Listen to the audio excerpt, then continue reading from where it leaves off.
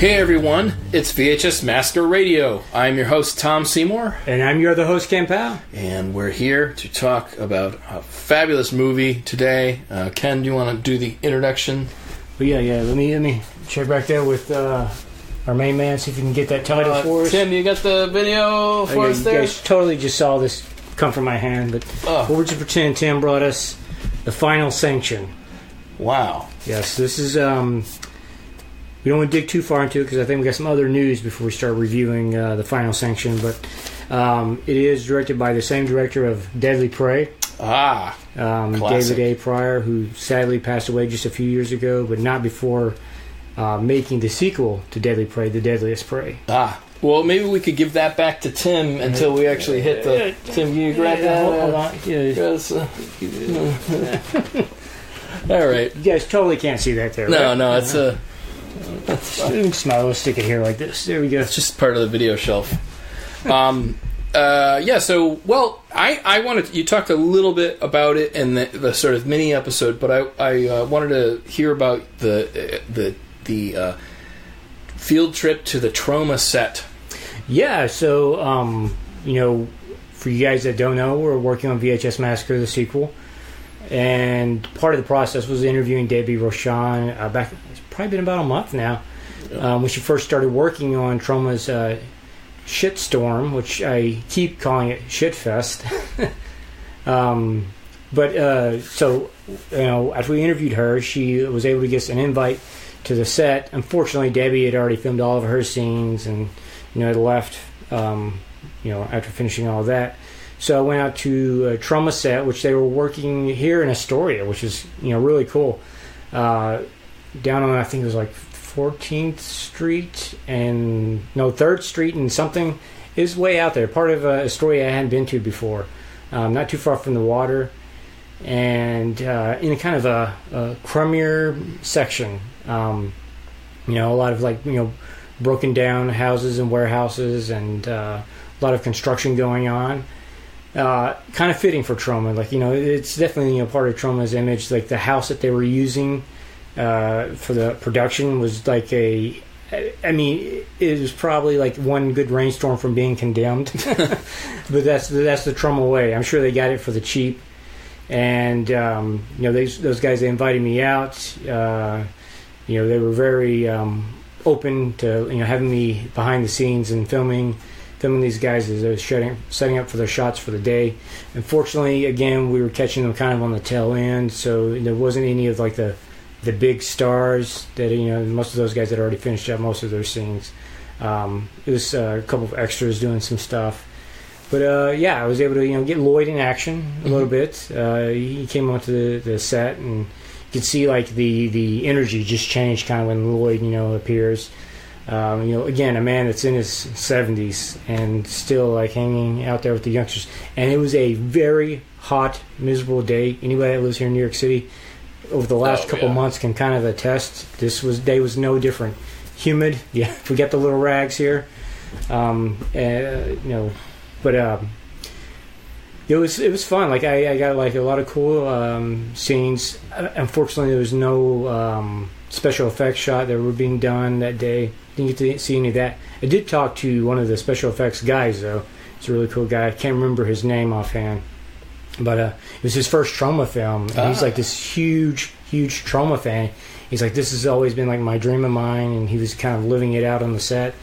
We talked a little bit about Lloyd, and I think for a lot of people, when you don't meet Lloyd, it can kind of be intimidating because he's 40 plus years in the industry, a man who's smart as a whip, and knows the industry. But when you really start talking to him, or you realize he's not the type that's going to push you away, get away from me or anything like that. He's very open. Right. He loves having people there to cover his movie shoots, and because he knows it's going to be kind of free press. Yep. And that helps attract eyes.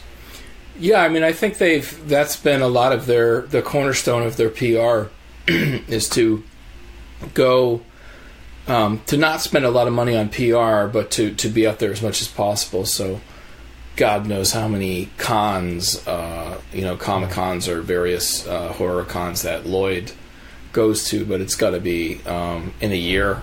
I mean, he's traveling to easily 100 different places in a year, from screenings to cons, Absolutely. and always meeting fans and remembering a lot of fans, and so it's pretty amazing. There was the rumor that this was his last film, but Debbie Roshan had posted something about how they're greenlighting Toxic Avenger 5. Ooh, that's big news. Yeah. They didn't mention whether Lloyd was directing. I can't imagine he wouldn't be, but they, it's supposed to be... I mean, there were rumors of the Toxie twins for years. Yeah. And I think that's what it is. It's the children of the Toxic Avenger, so that could be a lot of fun, Yeah, absolutely. I mean, if there is kind of going to be a final film for Lloyd, it would be more fitting of, not to say like, I don't know what Shitstorm's going to be in the end, but I think Toxic is more like, that's the iconic character, that's the face, the logo of Troma. He's their Superman, and then like Kabuki Man's their Batman, yeah, and then Dolphin Man, their Aquaman. Yeah, kind of. They're Aquaman. Yeah. Their Wonder Woman is Debbie Roshan. That's actually that's a good pull right there. It's like the DC lineup. Yeah, but better. No, absolutely better. But you're right though. Like Troma is very open to working with fans, to working with documentary filmmakers. Lloyd has been in tons and tons of documentaries covering everything from like our VHS Massacre and other VHS documentaries to movies that are more specific about B movies or exploitation, and he kind of has to be in a way, but he's also very open to, like you talk, being open with fans. He's also willing to bring fans in to be part of the production, which I couldn't imagine like somebody, like fans going up to Spielberg after a screening and being like, hey, and then him putting them on the set, in his next film. Yeah, I know one of my students was met Lloyd and showed his film at a screening, and Lloyd's like, hey, I like your film. They got to talking, and Lloyd was like, come by the set. He came by the set, and then he put him in the film, and he gave him a couple lines. And so so that film student went from just screening a film somewhere to actually being in a Troma film. It's as you and I got to be in the Troma film, boy, I ended up on the cutting room floor. I'm actually fine like that. I'm fine. I think it's a more interesting story.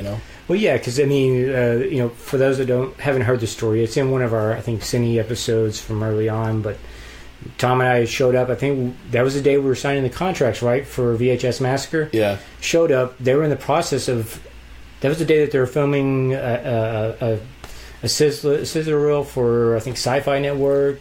Yeah. And then they were also filming scenes for Return to Nukem High Volume 2.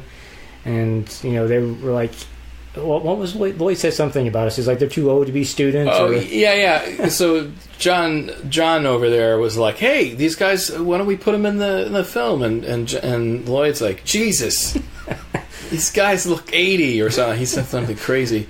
And John's like, oh, no, they're teachers. And he was like, oh, okay, that kind of makes sense. Like, it did sort of make sense. Yeah, well, I mean, Tom and I both work at a school, so it's like, it kind of makes sense, No. Luckily, a college. Yeah. I don't know if we could be in Troma films and be in high school, but whatever. Yeah, it's kind of hard. But the great, just before I guess maybe move on from the Troma set visit, this goodwill that I think Lloyd has, it does have effect. Like, I'm teaching our class, and at the end of the class, one of my students was showing something really offensive, and I was like, okay, we can't be showing this. It's like, it's like, I'm okay with offensive because I've done offensive things, but not everybody around you is going to be. Yeah. And then he's like, well, what have you done that's offensive? And I was like, well, I mean, VHS Massacre is not offensive, but it was with Troma, and some people find them offensive. He's like, well, what's Troma? So I was like, okay, look, if you want to look at what a Troma is, go look at Poltergeist Night of the Living Dead. Of the chicken, is it the chicken? Night of the Chicken Dead. And he looked at the trailer, and his mind was blown. And he's like, "I'm going to go rent this movie." So it's kind of that goodwill that Lloyd has with people, that, you know, the hopes that we would go out there and kind of spread the word and make other people, you know, Troma fans. Yeah. I'm so excited that he's doing another. He's harkening back to Shakespeare again, and he's getting Davy in a considerable role again, and I think it's I think, you know, the Troma has sort of ebbed and flowed in regard to acceptability, and I think now is an unusual time. Like in one sense, people are really rallying behind Troma because everyone knows that these are films. It's fantasy. It's not real, and you know the characters are crass and they're colorful, and that's on purpose, and that's why people see Troma. They want to see something they've never seen before, you know. So you can't do that in a safe way. And I've always regarded Troma films on the same level as I would regard Spielberg films. I've liked Troma films better than Spielberg films because at least Lloyd took some risks, you know. Oh, absolutely. So it's like I put Lloyd, you know, high up there with what he's doing, and I think, you know, if you find things, if you're easily offended, you're kind of missing out on some of the other half of film. And if you look at a Lloyd Kaufman film and you dismiss it as like simple and stupid, you're really missing a lot of the picture. Like a lot of his films are riddled with environmental messages or messages about, you know, be it Big Brother, government overreach, but especially corporate fascism, corporate overreach. The new one I think is going to hit Disney pretty hard and other various places, but if you watch his films and you pay attention, there's actually a lot more going on than you'd think. Oh, absolutely. Like going back to that student, he's watching the trailer and he's like, oh, I get it. It's like they're going after, you know, fast food companies, which, you know, Poltergeist definitely, you know, makes it fun. He's like they're digging into the corporate side and environmental. Like that movie has all three of those messages, and the student picked up on it. And this was like a decade before Super Size Me. Yeah, you know, Lloyd and Michael Hers, they're doing this stuff. It's funny. They're like the Bernie Sanders of films, right? They've been saying the same message for 30 years, but it always seems fresh because the problems keep getting bigger. For 40 years now. 40 years. Yeah. I mean, which is amazing. And Toxic Avenger, an environmental movie made in the very, very early 80s, and still kind of the same message. The same message that wouldn't pick up for the rest of America to probably, like, you know, the mid 80s. I don't remember being a student and the environmental message like kind of starting to hammer home, you know, like recycle and clean up after yourself, and you know, make everything neat and clean, and you know, Troma, and going back to Lloyd himself too. If you watch a Troma film and you're like, Lloyd keeps doing this because he can't direct, I'm telling you, if you were to give Lloyd any of these other scripts that Hollywood does, he could absolutely nail it too. Like, I mean, the man knows how to direct.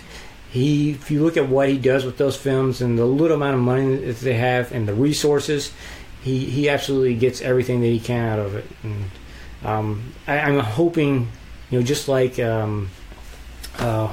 Roger Corman got his day from the Oscars, that not that Lloyd needs it, and I mean, and I would love for Lloyd to actually be there though, just to kind of make those guys sweat it out too. Yeah. Like, what's Lloyd gonna say? But I think Lloyd absolutely deserves some recognition from the Academy. Well, it's a strange thing too. Like Joe Bob Briggs always talked about Herschel Gordon Lewis, and I watched a few of his films. Blood Feast, pretty awesome actually. Blood Feast is pretty awesome, and he was this really was a business person and got into. He was a marketing person and got into films from a marketing perspective, and that's all exploitation is.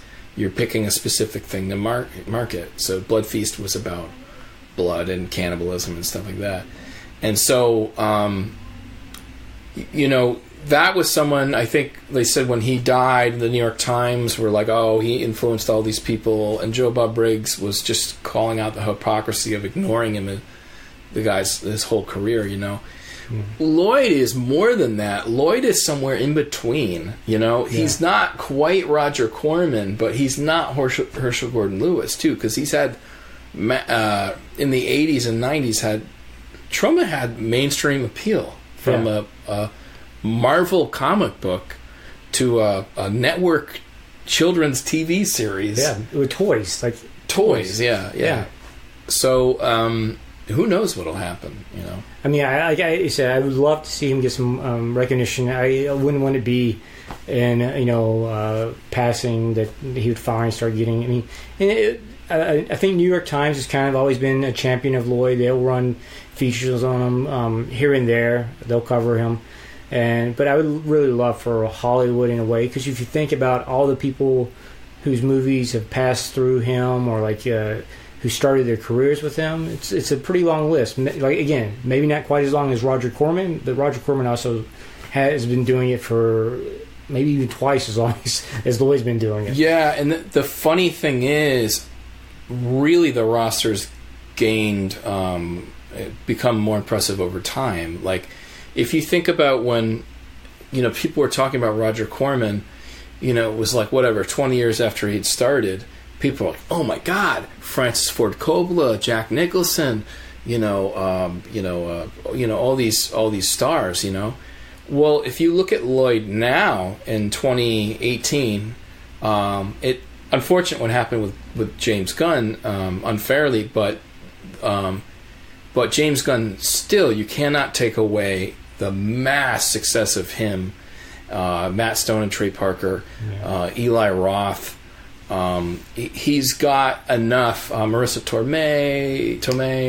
One of Kevin Costner's, I think, first films was through Troma. It was distributed by Troma. Which, that's a big deal too for an actor to have their first movie distributed. It doesn't always happen that way. Yeah, I think someone was saying even, I don't know if it's Sam Jackson or someone had some little thing. Anyway, but the point is, if you really look at now, Lloyd is starting to. He's almost on this Corman level. Because look at where the environment we're in. It's everyone's superhero crazy, and one of the most successful franchises that person started out was Troma, and still continues to work with them. Because they were talking about Toxic Avenger 5, and it said in the article that James Gunn had worked on that script. So it's that's pretty fascinating just in itself. Yeah, I mean that would be kind of. I mean, I honestly I'd rather for Lloyd to direct it. But it'd be kind of cool if James Gunn did come back and work on it in some kind of level. Yeah. Be a producer, or, it might need, because I think it was maybe several years ago, so it might need a little, a touch-up script-wise. Maybe he'll do that too. Maybe James Gunn should direct it and just take it and just shoot the Toxic Avenger into this huge mainstream appeal. Well, and he absolutely could. Just imagine James Gunn going and directing Toxic Avenger that's made by Troma, because there had been talks. I think Lloyd at one time had sold some of the rights to Toxic, and Hollywood was going to make a version of John Travolta. But I'd rather see Troma do their own version with James Gunn. That would be massive. And if it was James Gunn's first film after all of this Disney controversy, I think it would just do huge.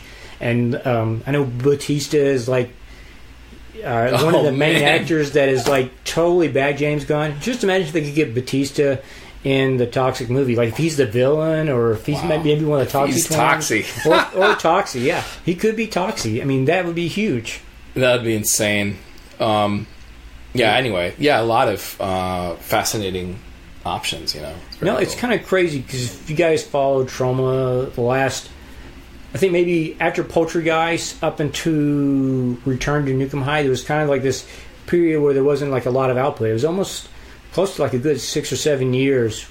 But the last 4 or 5 years, Troma is the wheels are really turning. It's great, because you had Return to Nukem High Volume 1. We're still waiting on Volume 2 to get a big release. Their shitstorm is being worked on right now, and this toxic news. I mean, that's Troma's in high gear again. Yeah, man. So we'll see what happens with that. So do you mind if I talk about some self-indulgent shit? Oh yes. Okay. We're talking about physical media, right? Yeah. So, Tim, you want to hand me that Land of College Prophets DVD? All right. Thanks. We got Tim busy tonight. Okay. So this is the Land of College Prophets. Let me put this up close.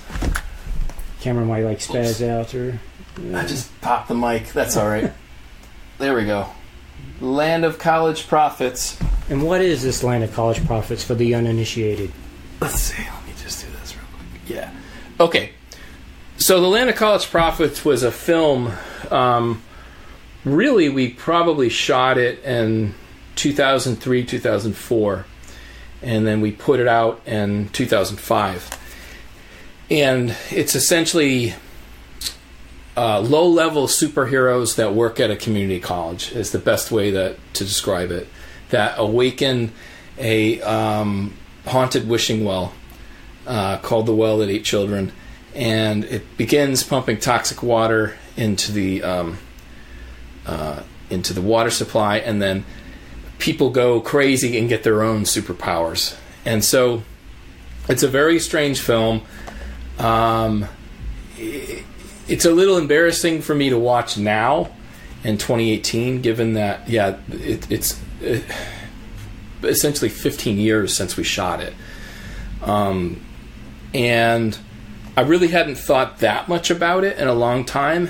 And this podcast called B-Movie Mania did this super in-depth, more than a review. It's like a dissection of the whole film and examination in a way that I have to admit, they tagged me on it, and they tagged VHS Massacre, and they made these beautiful thumbnails if you look at their website.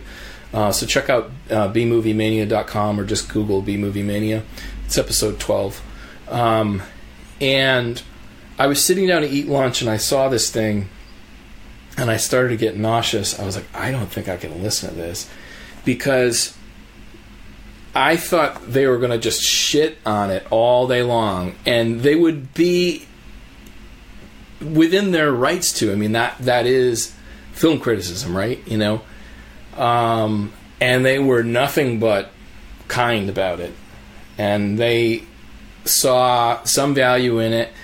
And they also noticed that this is one of the earlier, it's the earliest example I can think of that the sort of like backyard superhero thing.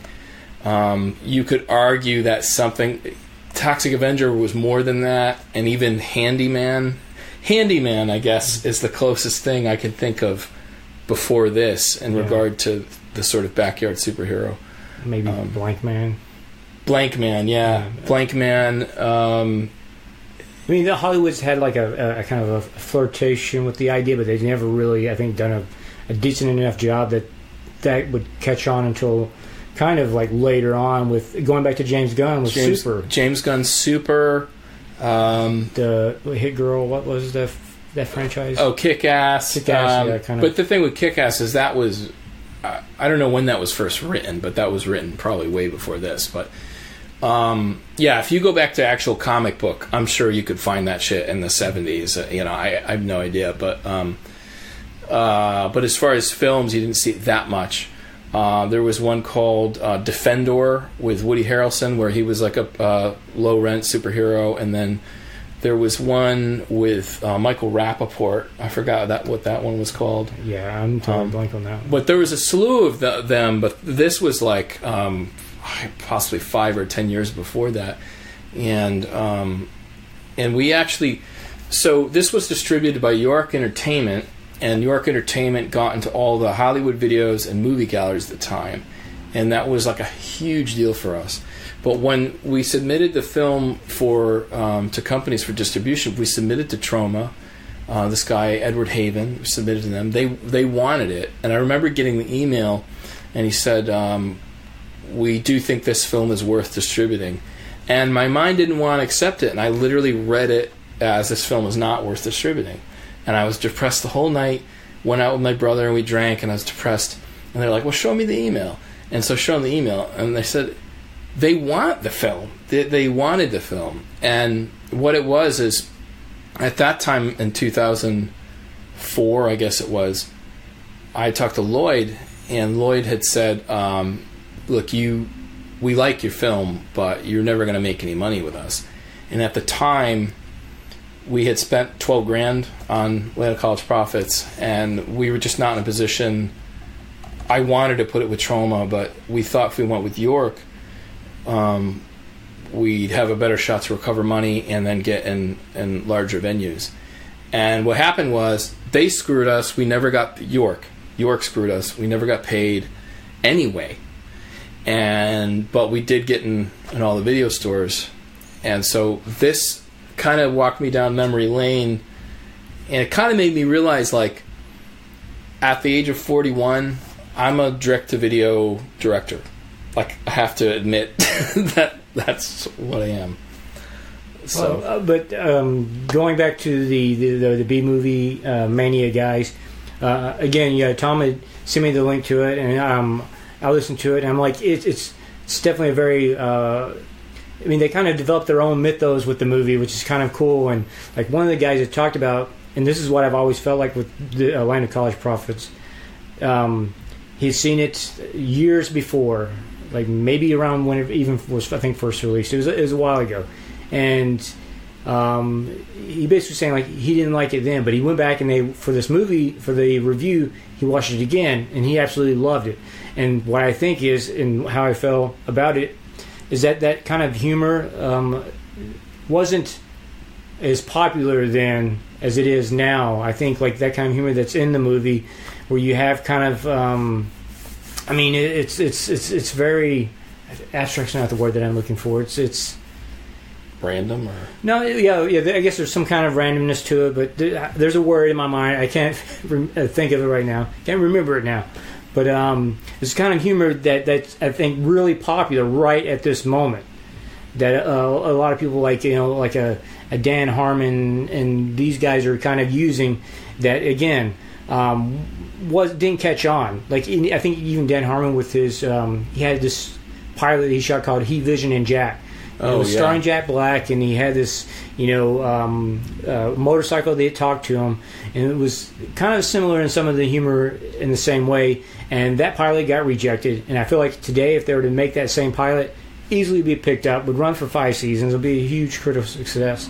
So, what all this is I'm trying to say is I think that I didn't see it until maybe I think it was 2011 or 12 when I first watched Atlanta College Profits. That it was ahead of its time, and the humor for me, whenever I watched it, it absolutely worked. I thought it was funny, and these guys absolutely thought it as well. I mean, they loved it. They liked a lot of the mythos and these kind of like stories that aren't really explained. It's kind of like this thing exists. This thing happened in the past, and because it was constantly referencing and showing flashbacks to like seemingly other storylines and things like that. And they were like dead on, they were very polite about it. Obviously, there's just some things that are so low rent and cheesy and clumsy about it. But they were very sort of polite about it. Yeah. And they really, they did see what we were going for. It was almost like what we were trying to do is like if you had a standalone film and it gave the sense that of world building. Like this was one movie, and there was these other 3 movies that you never saw. Yeah. So that was the aim. One of the things, and they saw it, that I always liked about it too, and a very specific thing is, I can't remember the character's name. I'm going to say Roy, but I don't think it's Roy. It's the guy that wore the army fatigues.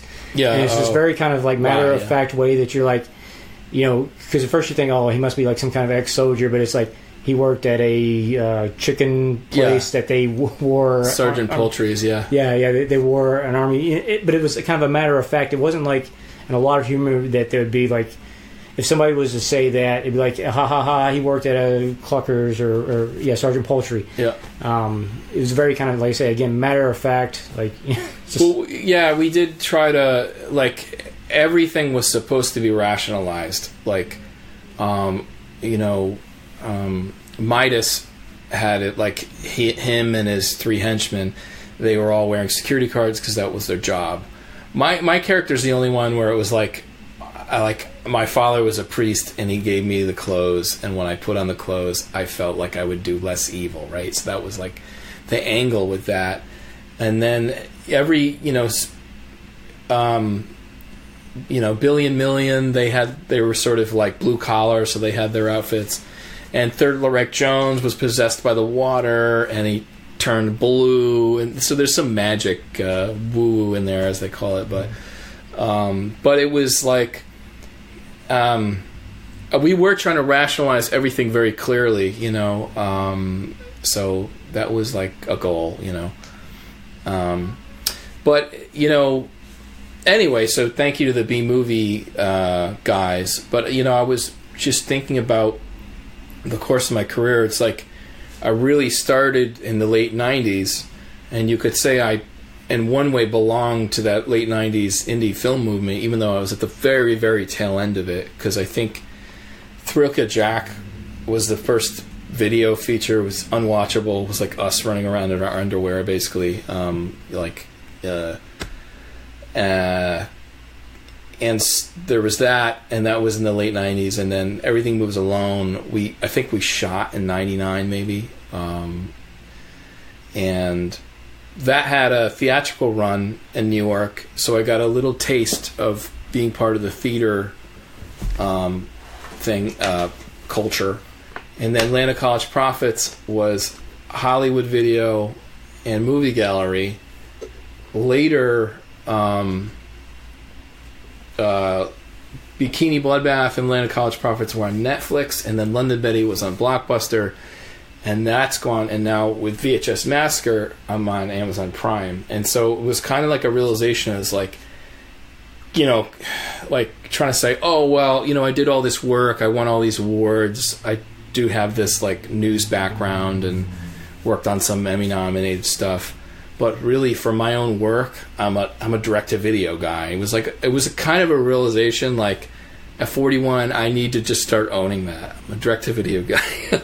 So that's kind of the conclusion I came to. I mean, that's it, and I think there's nothing wrong with being the direct-to-video guy. I mean, honestly, like, to be able to say that today I think it's even a smaller percentage of people than it used to be maybe 15 years ago, because very much content is being released in a direct video way these days.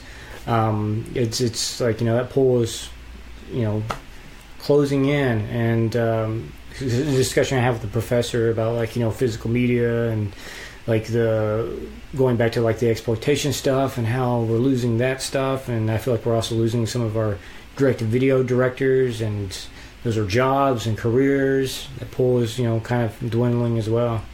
Yeah, I mean, there were... My friend Chris Doyle would talk about in Hollywood, he would say, there are some mansions on the Hollywood Hills that were from direct-to-video directors. Like, that's all they did, and it was a real living at some point, 70s with grindhouses and theatrical drive-ins, 80s with home video, 80s and 90s with home video. So pretty fascinating. Yeah. It was great to be able to listen to that review, and again, I kind of had a similar experience with the VHS Massacre review this week as well. Whenever for you guys that don't know, we're now on Spotify. And during this process of getting Spotify set up, was searching through iTunes for VHS Massacre, and a VHS Massacre popped up on somebody else's podcast, and then I realized it was a VHS Massacre review.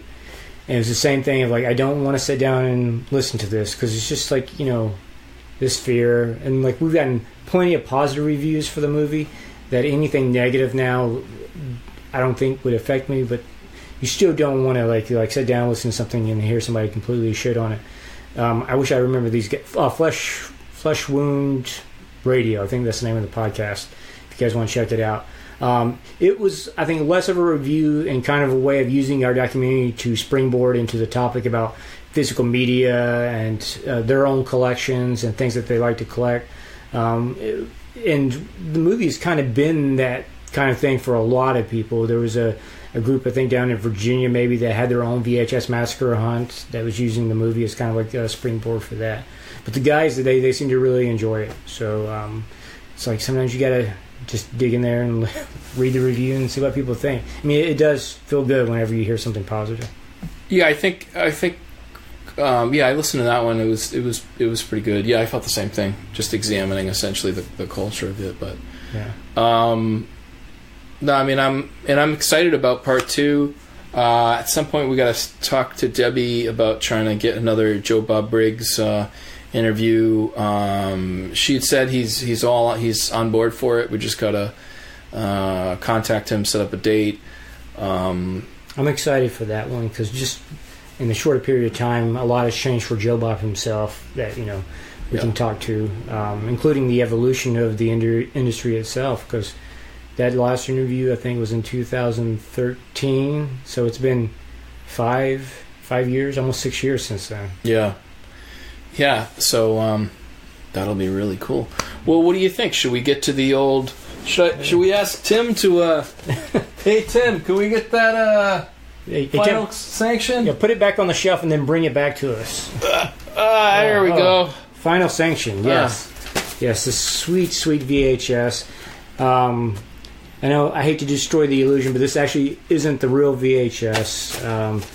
It's actually pretty kind of hard to find. So we have the Final Sanction again, starring. Is that a little? Oh, it's got a sticker. It's got a fake sticker on it. Yeah. I found a website that they had uploaded both sides of it, and then the backside is actually my own creation. Like I created that. Nobody actually had the real backing of it.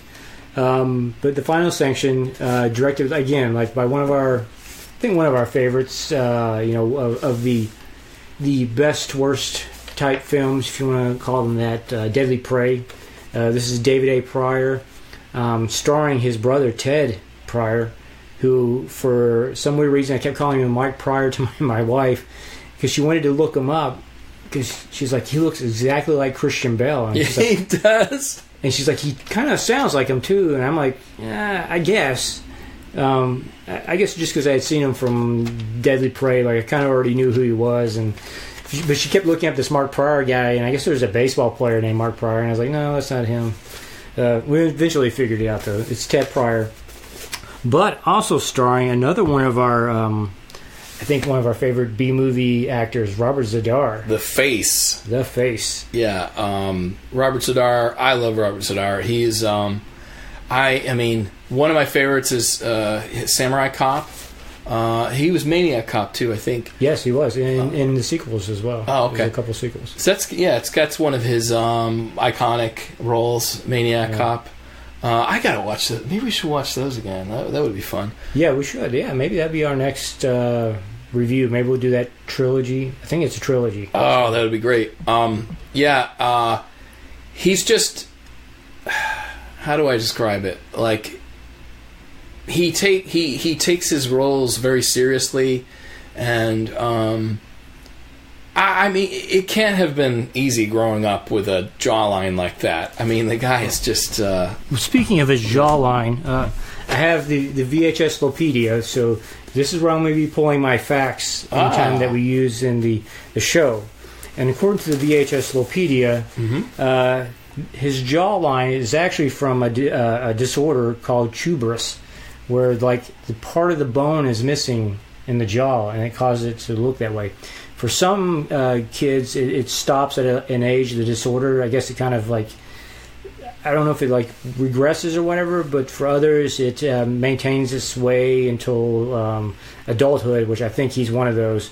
But in a way, like, yes, it's a terrible thing. Probably through school, it might have been hell, but for his Hollywood career, though, was absolutely not a necessity, but set him apart from a lot of other faces out there. Oh yeah, he just. I remember him in Tango and Cash, and it's like I think.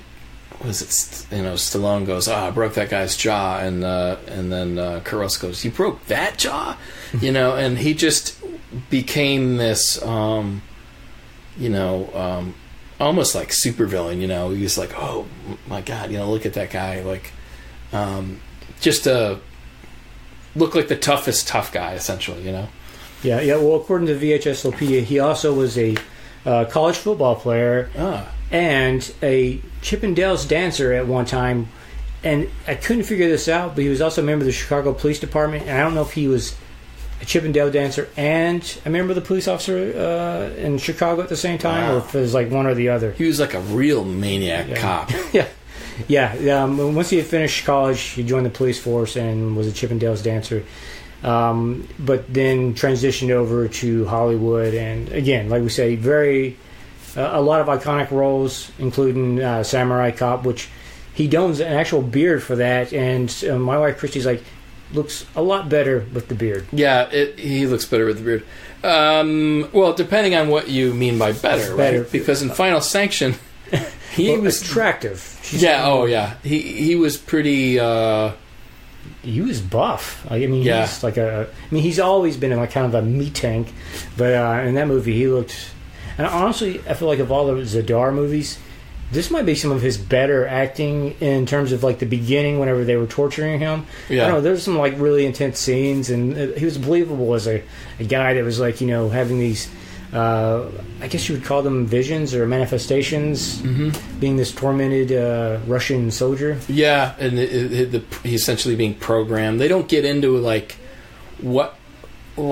he's got these electrodes hooked up to his head, and he's doing it's like some kind of training where the Russians are giving him these visions that he has to overcome. Yeah. And the whole goal is self-preservation. So it was like, one of the things is like, don't kill yourself no matter what. And so it's like a vision of his mom, and it's like, if you don't shoot yourself in the head, they'll shoot me. And he lets his parents die and all that. And they're like, oh, he's perfect. He's the perfect soldier.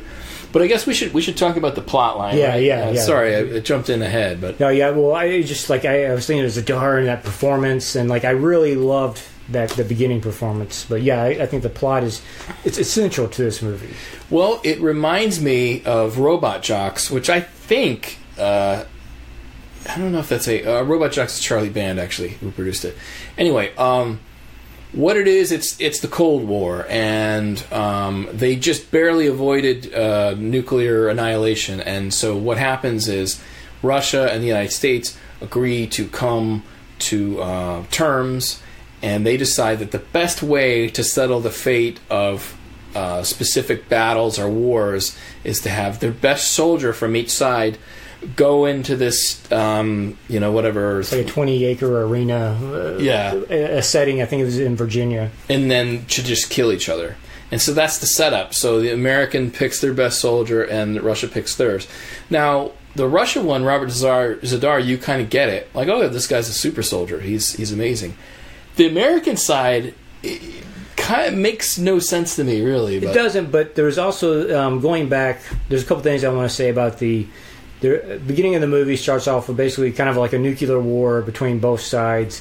They show, stock footage that we've probably all seen like 100 times by now of nuclear weapons going up in the air and the destruction. But in the text, it was the bombs that hit in the United States landed on the military bases.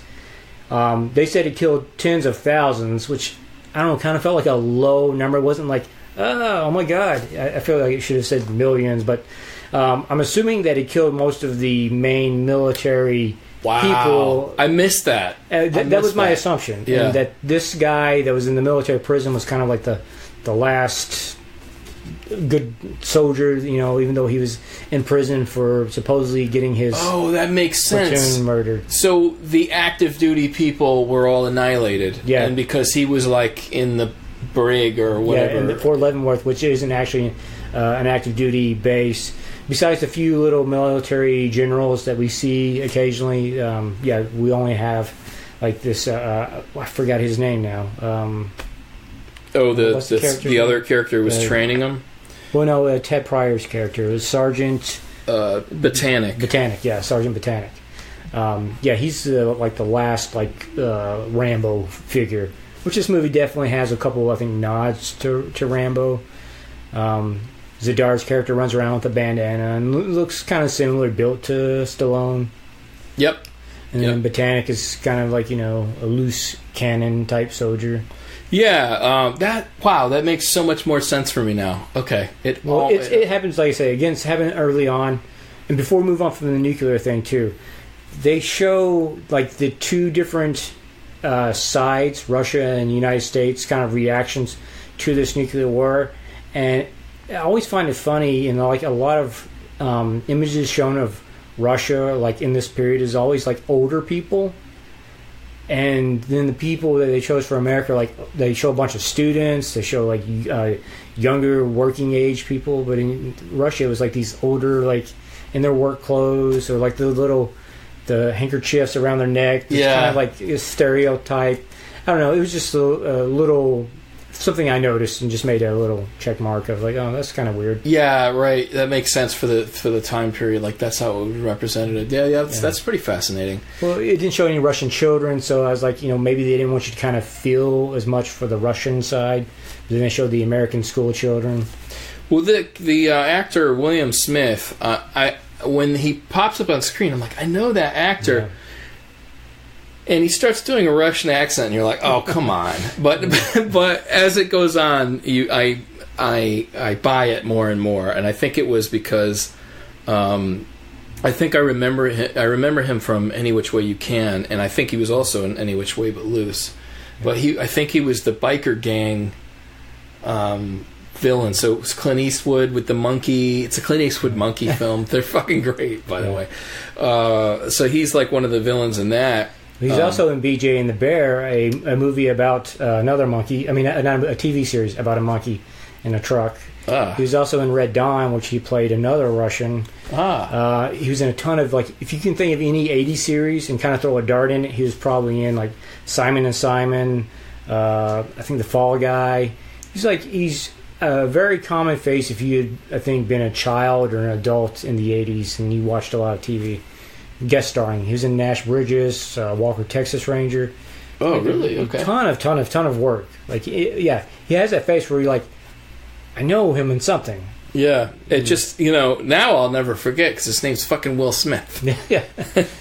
Not that Will Smith. Yeah. And I'm sure he goes by William Smith. But, so I really like this movie. Not only did you have some good, 80s war tropes, Botanic has these bad one-liners. I think there's that one where he's like, join the army. It was like a Die Hard rip-off line, right? He's like, see the world, join the army. Well, I looked it up specifically because when I heard the line, I was like, I've heard this line before. Apparently this has been a common phrase for almost 60-something years.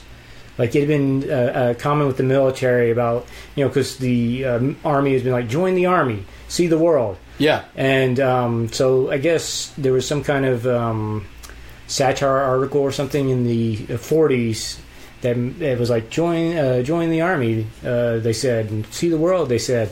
So even the Die Hard is kind of a rip-off of that. Oh, wow. See, this is awesome. Yeah, that's from the Wikipedia. Yeah, VHS Lopedia. VHS Lopedia. Trademark. It's so funny you said that because I think SNL did a parody commercial of the Navy. It was like, join the Navy, see the world. And then it was just 30 seconds of Navy men just washing shit.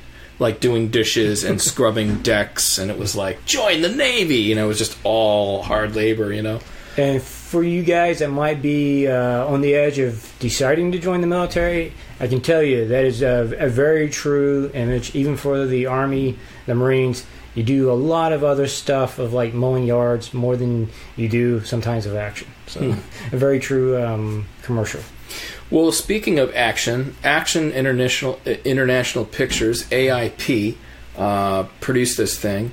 That's a company that put out a ton of great stuff in the 80s and 90s. But what I realized is that FilmRise bought some of the AIP catalog. So if you watch this Final Sanction, the first graphic you'll see is FilmRise. And FilmRise actually did the distribution for VHS Massacre. Yeah. So I thought that was a fun little connection. Yeah. Yeah, I think a few of the films that we've reviewed over the last couple of months might have also, I think maybe some of the Bronx movies might have been through FilmRise as well. The guys have been building up quite a bit of catalog, I guess. Yeah, and I see the value in it. I think I hit this same note a lot, but I have a deep appreciation for these kind of films. Whatever the budget was on this, let's say it's $200,000 to $300,000. Is that high? According to the VHS Lopedia, it was $250,000. That's estimated.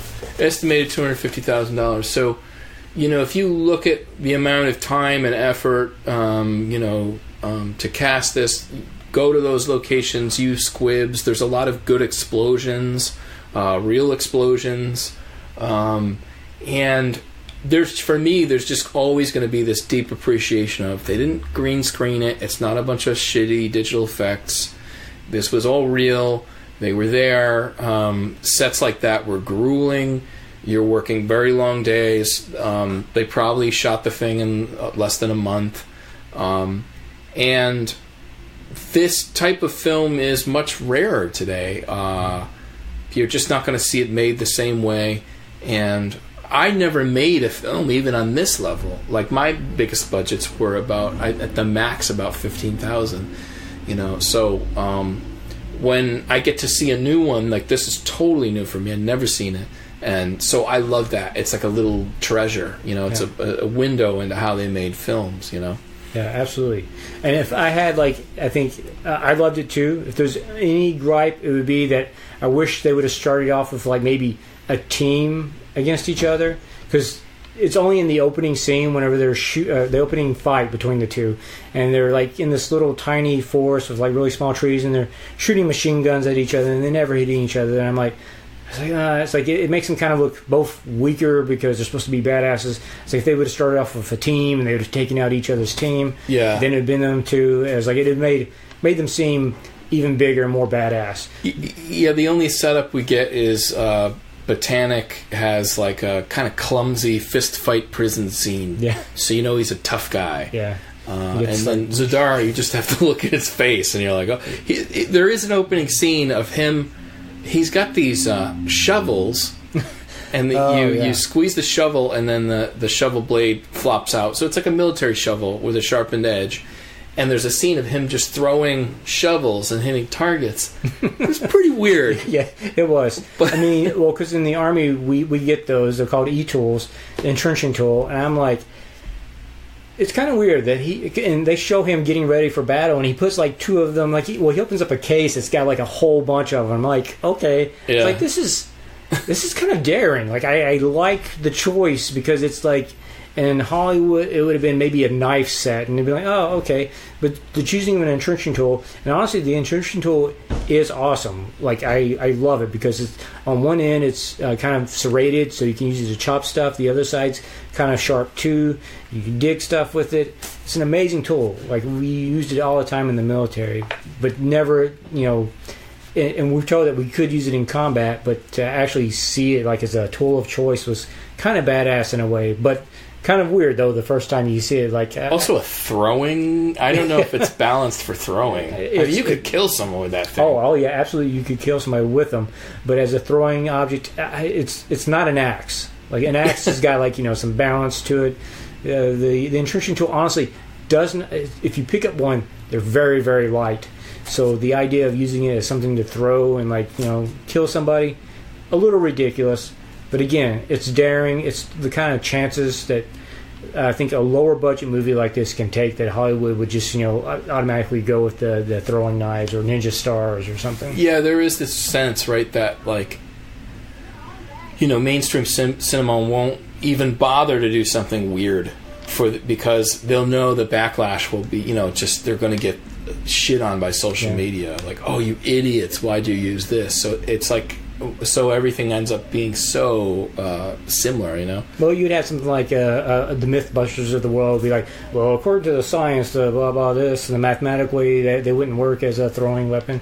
But it's like with the movie like this, they don't care, they don't have to worry about that. I mean, it was the '80s also, and it wasn't as much instant reaction to things, anyways. And it might have all been as simple fact as somebody that was working on the movie had a collection of these entrenching tools that he had at his store and was like, let's use these as a prop and they'll be badass. This is interesting. Oh, I like how this flips open. Let's use that. I wonder if you could help me with this. So the main character is in prison because he killed 4 soldiers and they charged him with attempting to kill the Secretary of State. Yeah, that's like, I don't know if the killing the 4 soldiers happened at the same time that he attempted to kill the Secretary of State, or if that was like a separate charge. We can get into spoilers, but we find out that this other soldier that's at the beginning of the movie, whenever Botanic is released, like they're talking kind of shit about the one guy's like was like fuck you, and then Botanic's like, I would like that, or something weird. Yeah, what do you say? Like anytime. Something like anytime. It's like, that's kind of weird. Yeah, it's like it's usually be the other way. Like the other guy's like, "Fuck you," or, I was like, or I don't know. It was kind of weird, but that guy, that army soldier, and turned it out to reveal at the end of the movie that he's the one that killed everybody in the platoon, and so Botanic and him have a little quick showdown. And I love how that. Like they put this thing in his brain, so when he refuses to follow orders, they can hit a button and they can shock him. So there's this female lieutenant on the other end who is initially shocking him in order to get him to go along with the plan. And the whole thing is just funny because, that's one part of it. But he's like, I'm not doing it unless you pardon me. So they're like, no problem, here's the pardon. So he gets a presidential pardon like this, which would make sense given if he's the best soldier and the rest of them are dead. Okay. The one problem is the other guy who did frame him was another elite soldier. Yeah. Who they didn't pick.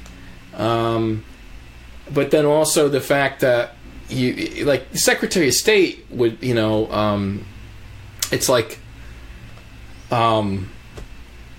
if someone tried to kill the Secretary of State, I think they would be immediately killed. I don't think there would be any trial. They said he attempted, right? Yeah. So it's like Condoleezza Rice, and he's like, if you try to kill Condoleezza Rice, I don't think there's anything in the world that will probably get you free on those charges.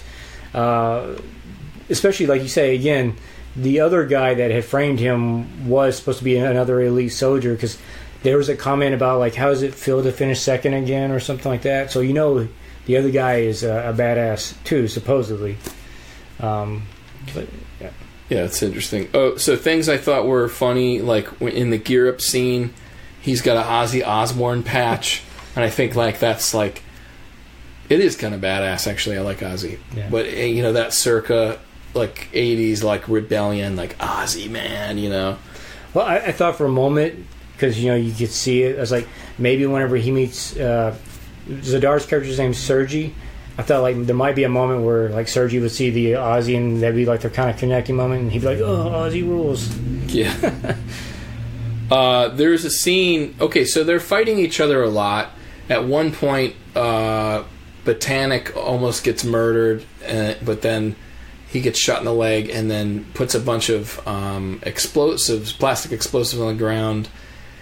And for some reason uses a roll of quarters to put a smiley face on the concrete. Robert Zadar's character Sergi walks in, looks at the smiley face. The bomb goes off. Next time you see Sergei, he's just like horribly burned, just awful on the one side of his face. But in terms of like the explosion, it would seem like it should be a fatal explosion, no matter how bad. I mean, because the thing blows up, and it's kind of like, yeah, nobody should survive it. He would be like a blackened skeleton. Yeah. If anything, his whole face should have been covered in black, and then maybe have him running around. But I thought, like, again, for a low-budget movie, it was very convincing makeup. Like, it was a pretty good makeup. Oh, it looked awful. Like, I mean, it worked. Like, it all worked. You're like, oh, shit. Like, yeah, well, kind of the moment when you forget about where the explosion took place, and they move on to the next scene, it's like, oh yeah, he's burnt up. He's he's got that crisp thing going on. Yeah, like we're supposed to believe he jumped out the window last minute and got There's a scene that is right out of Rocky IV where he rebels against his Russian master, and he says, "No more orders. Now I fight for myself." And it's very Drago. Yes, very, very. Yeah, I mean, again, this could be its own genre too, of the Russians teaming up with the Americans or whatever, the unity type movies. I mean, we have Final Sanction and Rocky IV so far, and there's probably a few others out there in that genre. And the old trope where they decide to fist fight only because it's the end of the film, essentially, is you see it over and over. There's always like Samurai Cop 2. It's like, why don't you fight me like a man? And then they drop all the weapons and then they fight. In this one, it's a little stranger because the one of Britannic's, that number 2 soldier, turns on him. Mm-hmm. Sergei shoots that guy in the back, and then what does he do? He drops the gun and then they fight? Yeah, he drops the gun and fight, yeah. Because he thinks it's dishonorable or something? Yeah, but he shot the guy in the back. I mean, I don't know. Yeah, it's kind of weird. But Sergei kind of... I guess that's like the first real moment where we see like Sergei and Botanic might become friends out of this. He saves Botanic from being killed by this dickhead. So yeah. But I liked it. Let's see. The ending is like a Bizarro Street Fighter 2 ending, because at the end of the film, they just fight. They decide that they're not going to kill each other, and the American general decides to just bomb the whole area, so both sides die. So it's a stalemate, and I think that's how they want to keep running it. Perpetual war with perpetual ties. Yeah, because there's like, Russia won't be disgraced, America won't be disgraced, and neither one will be defeated, so they can keep, returning again. And, for the military, it becomes a boon because there's constant war. That the Cold War is now kind of in a way become a hotter war, but not a full escalation, so... Yeah. The only thing that doesn't make sense to me is especially in the United States, with the military-industrial complex, you'd want more gear and more. The goal would be to keep building more. Yeah, mass production of goods is more money versus like if you have this single fighter system, it's. Yeah, you can't rationalize spending. Yeah. And see, that's why Robot Jocks to me makes more sense. It's the same thing. Cold War. They build giant robots and they fight each other. That, you're like, if the government's like, oh, we spent $1 trillion on military spending, you'd be like, I believe it. There's a Godzilla-sized robot that you have to rebuild every month. So I totally get that. So that makes more sense to me in regard to how a government would actually spend and work. But the ending, the very end, what do you think of that? Well, going back to... So, there's a lieutenant that's been talking to Botanic the whole time. She's kind of like, I would say, a love interest. Like, they kind of fall for each other as the movie goes on. And I will say, like... not to be, like, a sexist or anything like that. I was just like... It's the 80s. I'd expect, like... She didn't look that attractive. I would just say in the military get-up, when she was out of it, she was more attractive, like when she's in regular civilian clothes. But the whole time I felt like this must be somebody's girlfriend that kind of got put in the movie. She's my least, I think, favorite. I mean, I like the relationship they had, But in terms of, I could just be like looks and acting, she was a little bit weaker in the department. Right, like if she was a strong performer, you wouldn't question it. Or if she was really beautiful, you would understand the casting. Yeah. You'd be like, okay, in the 80s, they were just casting for looks. Or she's a brilliant performer. Yeah. So you felt like she didn't hit the mark either way. Yeah, again, honestly, I feel like she's got to be related to somebody. I looked at the credit, and this is the only movie that she has. So, again, I feel like it's, I don't know if it was a local person or because they got to use the location, they gave somebody the part. But, like I said, again, she looked a lot more attractive outside of the civilian clothes. And that happens a lot of times with, when you get your hair pinned back and all that, you can't really see how somebody really looks. But Sergei, Robert Zadar, does have like a great line at the end. Yeah, Sergei. Well, let me set the setting, right? So they frame the military. They call the FBI. FBI gets Federal Bureau of Investigation gets wind of the military. Can they do that? Can the FBI prosecute the military? I don't think so. I don't think no, they can't. No, I don't think about it. Yeah, they can't prosecute it. And those two FBI guys that were like wood in the sticks. I don't know. It's like robots walking out there. They sucked. Yeah, they were by far the worst. Yeah. Yeah. They arrested the general from the American side, and so you want to get to like the end, or? Oh yeah. So anyway, they don't explain what the resolution is, but the American general gets in trouble for trying to kill them. The Russian. What happens to the Russian general? I don't know if it's explained. I think he's fine, right? It's just Sergei. He defects to the United States, wearing like a Miami Vice type suit at the end. He's dressed perfectly in the suit. No, not a single burn or scratch. He looks dynamite. No bandages. No horrible skin grafts or anything. He's ready for a night on the town. Like the ladies will be all over Sergei. Right. And what's the line? Sergei loves all the women. Is that right? Yeah, Sergei likes all the girls. All the girls. Yeah. It's a great line. Honestly, it's probably the best line. So if you want to see that line, you have to watch the whole movie. I don't know why that reminded me of Street Fighter 2, because it was so happy. They're walking down the stairs, and the couple's there, and they're like, oh, do you have any friends for Sergei? Oh, what kind of girls do you like, Sergei? Sergei likes all the girls. And it kind of ends. Feels like it should be freeze frame with like a thumbs up or something. Yeah, I feel like the girl Lieutenant, I think Calvin, she should be like jumping in the air like ooh. yeah. Yeah, man. I'll go. We shouldn't rip off Joe Bob Briggs with the 4 stars, but we have to have a new rating system, huh? We got to come up with something. I don't know if it's VHS tapes or I don't know, return boxes or something. Right. I don't know. We'll work on that. But if let's just go VHS tapes, I guess. Okay, I'd say out of 5, I'd say good solid 4. I thought it was great. I'm with you. A good solid 4. Again, for people that none of you probably know my wife. Besides a few times I've talked to her on the other podcast, but she does not dig these type of movies. Like typically, she doesn't like the good bad movies like the Miami Connections and the Troll 2s and The Room. But this movie, several times she should just stop and watch it. Like the action, is good enough that she would stop and watch it. She made comments about like Christian Bale looking like our star Ted Pryor. Mm-hmm. Like I said, I think she kind of enjoyed it in a way, which is kind of surprising. I mean, that's kind of a testament to the movie. My wife, who doesn't dig any of this kind of stuff, dug this movie enough to watch it for quite a period of time. Yeah, man, it's watchable. It's not that long. No. There are parts of it that are like way better than they needed to be.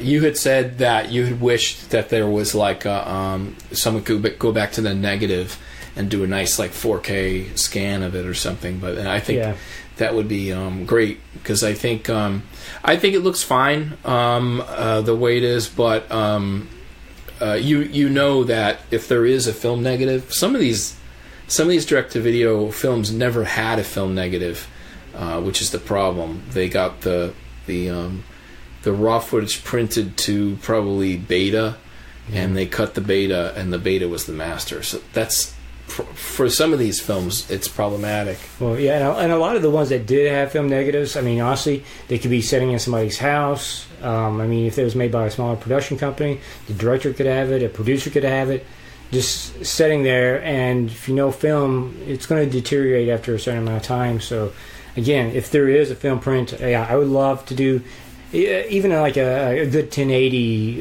version of it, like, you know, a good scan of it, I think would do a lot of wonders for the film. And I mean, there's a few people that were involved in the movie that have passed away, but it'd be awesome to get like some kind of commentary, you know, with maybe Ted Pryor and anybody else that's available. Like I say, the director unfortunately passed a few years ago, David A. Pryor. You know, again, the director and Ted Pryor were brothers, and you know, they did Deadly Prey and The Deadliest Prey. And Robert Zadar also, I think, passed in the same year, so unfortunately you wouldn't get like a commentary from both of them.